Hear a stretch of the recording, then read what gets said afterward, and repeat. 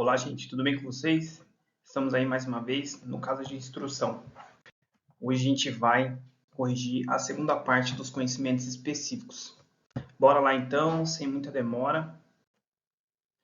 Vamos lá, gente. Aquele dia a gente parou na questão número 45. Então agora vamos para as outras 5 questões. 46.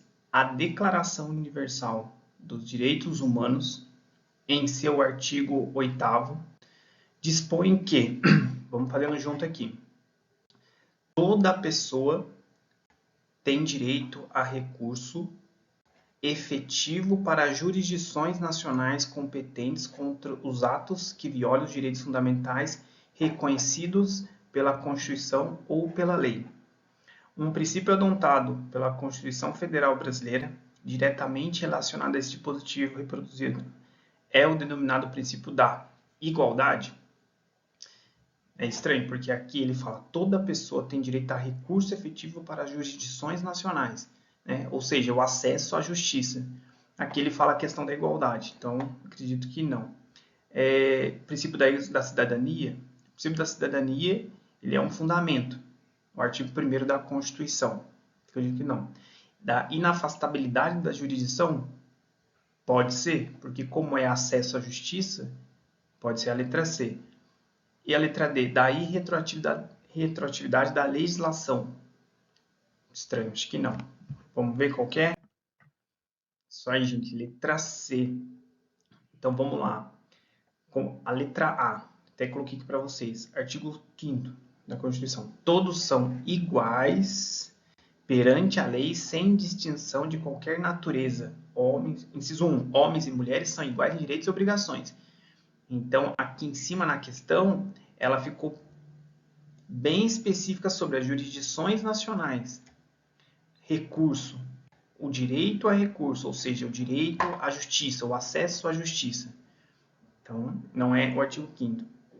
Vamos pular aqui o artigo 5º, o inciso 35. Artigo 1º, fundamentos, inciso 2. A cidadania, garantia ao povo, participação popular. Então, é um fundamento. Se tivesse uma questão falando quais são os fundamentos da Constituição, o fundamento que fala sobre as garantias ao povo, a participação popular, seria o inciso 2, no caso a letra B. Ou o artigo 5º, a lei penal, no final ali, né? A lei penal não retroagirá, ou seja, essa é a regra. A lei penal nunca vai retroagir, mas existe a exceção, salvo para beneficiar o réu. Esse artigo ele seria referente à irretroatividade da legislação, né, no caso brasileira. Como a questão não fala que é sobre retroagir uma lei, algo assim, ela fala especificamente sobre inciso 35. A lei não excluirá da apreciação do Poder Judiciário lesão ou ameaça ao direito. Ou seja, por mais que exista um monopólio do Estado com relação à jurisdição, né, que é o poder do Estado de definir, de julgar uma lei, é garantido ao povo o acesso à justiça. Então, esse artigo 5º, inciso 35, ele garante que a lei não excluirá da prestação do Poder Judiciário lesão ou ameaça ao direito. Então, é a letra C, inafastabilidade da jurisdição. Bora lá? 47. Na hipótese de alguém praticar um crime de homicídio doloso, a Carta Magna Brasileira estabelece que esse delito será julgado pelo juiz criminal, juiz federal, tribunal do júri e tribunal de justiça estadual. E aí, gente, o que vocês acham? Tribunal do júri. Artigo 5º, inciso 38. É reconhecido a instituição do júri com a organização que lidera a lei assegurados. A plenitude de defesa, o sigilo das votações, a soberania dos vereditos e a competência para julgamento dos crimes dolosos contra a vida. Então, não é contra o patrimônio, é contra a vida. E detalhe, São dois detalhes aqui. São crimes contra a vida, a partir lá do artigo 121 do Código Penal, e são crimes dolosos. Então, se trouxesse aqui alguém praticar um crime de homicídio culposo, não seria o tribunal do júri. Beleza? 48. Conforme estabelece a Carta Magna Brasileira, constitui crime inafiançável e imprescritível, sujeito à pena de reclusão, a prática de tortura, a prática do racismo, o tráfico ilícito de entorpecentes ou o terrorismo. O que vocês acham? Essa aqui é uma que vocês têm que praticar bastante. É a letra B, a prática do racismo. E por quê? Então vamos lá. Também está no artigo 5º. Artigo 5º, inciso 42. A prática do racismo constitui crime inafiançável e imprescritível, sujeito à pena de reclusão nos termos da lei. Ou seja, o termo inafiançável e imprescritível é a chave aqui da questão para a gente matar ela. Vamos lá, vou pular aqui o inciso 43, vamos já para o inciso 44. Ó. Constitui crime, assim como 42, inafiançável e imprescritível a ação de grupos armados, civis ou militares contra a ordem constitucional e o Estado Democrático. Ou seja, com esses dois incisos, dava para matar a questão. O que eu trouxe aqui a mais para a gente também se atentar? O inciso 43, ele fala: a lei considerará crimes inafiançáveis e insuscetíveis de graça e anistia a prática de tortura, tráfico ilícito de entorpecente, terrorismo e os crimes hediondos. Por isso, respondendo os mandantes, os executores e os que, podendo evitá-los, se omitirem. Então, vamos lá. Eu fiz uma tabelinha aqui embaixo para tentar ajudar vocês, se vocês quiserem anotar aí. Então, vamos lá. A gente tem esses três incisos que normalmente caem em peso sobre a questão de inafiançável, imprescritibilidade e a questão da graça, da anistia, indulto e a fiança. Aqui eu coloquei para você assim, quais são os crimes que são inafiançáveis quando vem na questão? São todos, praticamente. Prática de racismo, inafiançável. Tortura, tráfico de entorpecente, terrorismo, crime hediondo, inafiançável. Ação de grupos armados, militares e tal, inafiançável. Ou seja, todos eles, com relação a inafiançável, a fiança, não cabe fiança. Imprescritível. Imprescritível, a gente segue um mnemônico, que a gente chama ele de RIA. Quais são os crimes que são imprescritíveis? RIA. Racismo, injúria racial, ação de grupos armados, civis ou militares. Então, se vocês conseguirem praticar essa questão desse mnemônico, vocês vão ver. Inafiançável, são todos. Todos, claro, que envolve esses três incisos da Constituição. Imprescritível, RIA. Racismo, injúria racial, ação de grupos armados, civis ou militares. E, para fechar, o GAF. Graça, anistia, fiança e indulto. O que não cabe esse indulto? A gente chama aqui do 3TH.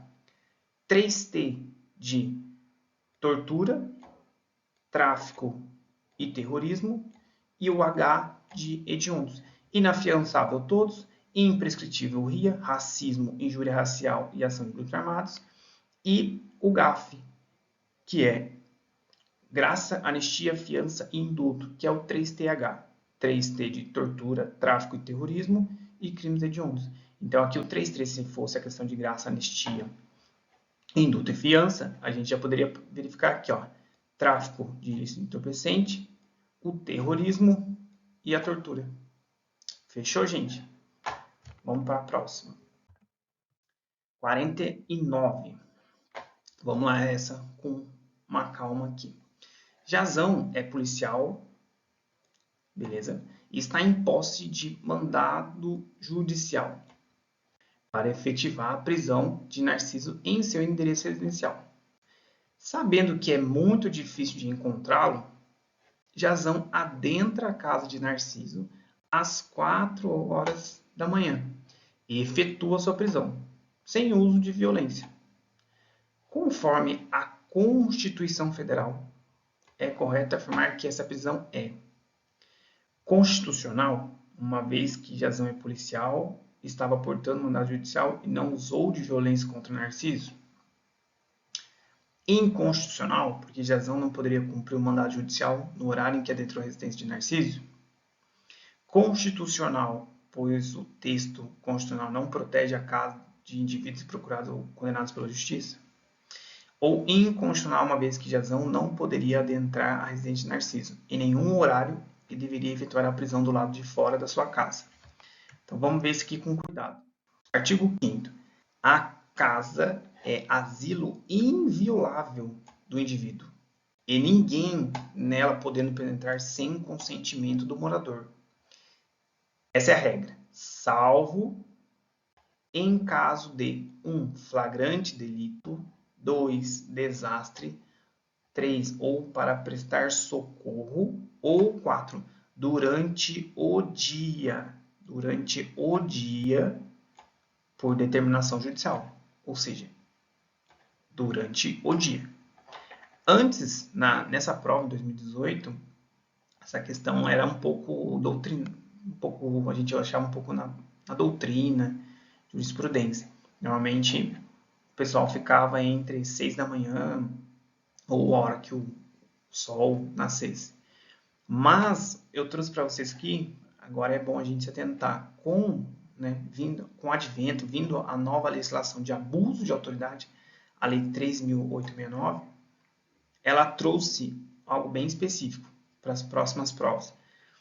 Constitui crime de abuso de autoridade. Artigo 22, parágrafo 1º, inciso 3.